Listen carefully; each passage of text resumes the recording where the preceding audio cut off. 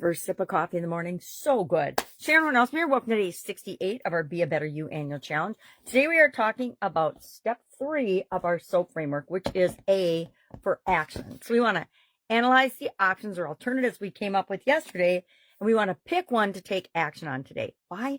Because we never want to leave the scene of a decision without taking some sort of action. It doesn't have to be giant action, but it has to do something to reinforce the decision that we've made.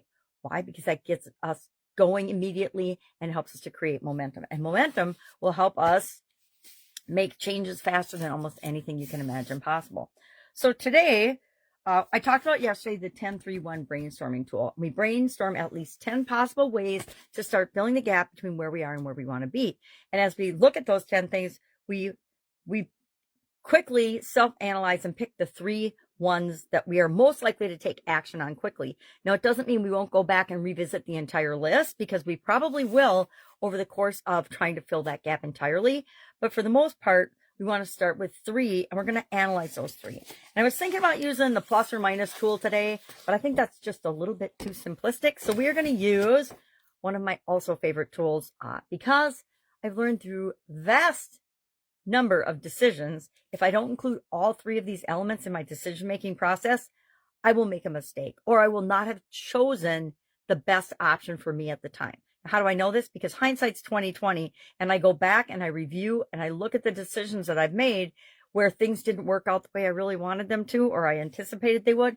And I said, okay, well, what did I do right about this decision-making? And what did I miss in this decision-making?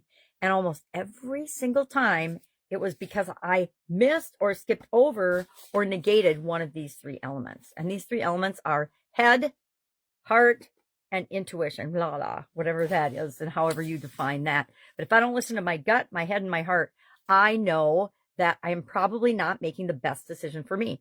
And usually if one or the other of those areas is screaming to me in some way, shape, or form on a subconscious level, I really need to double back and look deeper into what's going on there, because sometimes my gut will say, don't pay any attention. And if it's saying don't pay any attention, then that means I need to dig deeper and look further. Or if my intellect is saying this just doesn't make sense, but my head and my heart and my intuition are saying go, go, go, maybe it's just because I'm afraid and I need to have a little more courage. But I need to dig deeper and find out, and then take that action, or take the action that comes out as the most appropriate one. So for example, where's my little journal today? I didn't write in it yet because yesterday was a busy day. Every day lately has been a busy day. It seems like since 2020 and 2021, when we came out of the pandemic, everything has just been chaotic and crazy. Although it's structured chaos, right? Structured chaos is way better than just plain chaos. So head, heart, intuition. Here's exactly what I do in my little book, which I have not done yet, but I will do. I picked the 3 options that I'm going to analyze, right? And I write the options here. It doesn't matter what order you do the columns in or where you write the options, but I write each of the options down. Then I have a section for head, heart, intuition. And I just rate, and this is, of course, a little bit subjective, because every decision we make is a little bit subjective, no matter how objective we think we are as human beings. And I like to think I'm a math engineer, nerdy, subjective person, but I'm absolutely both. I'm a totally emotional person, even though I try to deny it on almost every occasion. There are so many stories there. Okay, so head, heart, intuition. So I picked, for example, my relationship with my kids. What do I want to do or my communication, my verbal communication. We're focusing on communication this month. My verbal communication with my kids and my grandchildren and people I love and care about, people that are in my inner circle, my sisters, my mom, my brothers-in-law, etc. How do I communicate with them in a way that is more in alignment with how I want to communicate with them versus how I already communicate with them? Because it's not always the best, right? Or the most appropriate. So I looked at different options and different ways of improving that. I could get a coach, right? I didn't write these down here, but I could have a coach, or I could have a mentor. I could join a membership program. I could take a course. I could read a book. I could do all kinds of things, but I have to go with and then ask myself about each of the 3 options that I choose. What does my gut tell me about this? Does my gut say yes or no? And then the one it's leaning most toward, I'll usually give the highest number. The one that I have the most intellectual and heartfelt desire to do, I'll give that the highest number. And I just compare the three. It takes less than 2 minutes to do this usually, but by doing it and writing it down, I have something to go refer back to. If I then do pick one option and I implement and take action on that option today, and it doesn't turn out the way I want, I can go back and can look at my chart and say, okay, well, this is how I thought I was looking at it. But sometimes our intellect overrides our heart and our gut, right?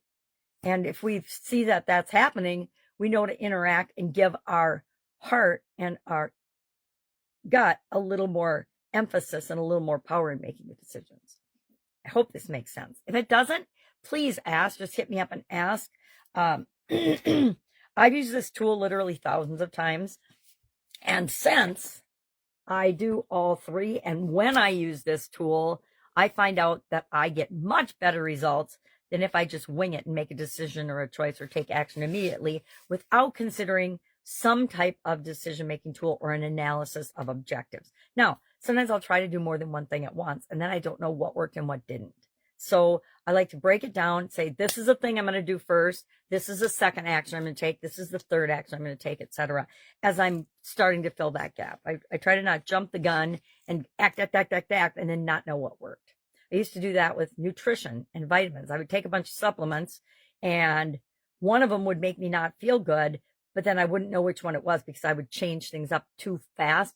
So now I actually test and tweak all the different things that I do, and we'll talk about that when we focus on our physical health and well-being, which is flipped around and actually toward the end of this year instead of the beginning. Usually it's the first month I talk about physical health and well-being, because nothing will shut you down faster, and I know this from 100% personal experience, than having a health challenge.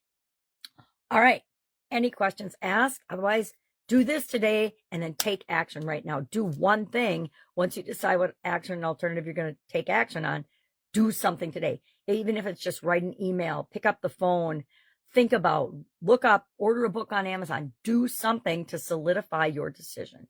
All right, have an awesome day, and I'll, of course, be with you tomorrow.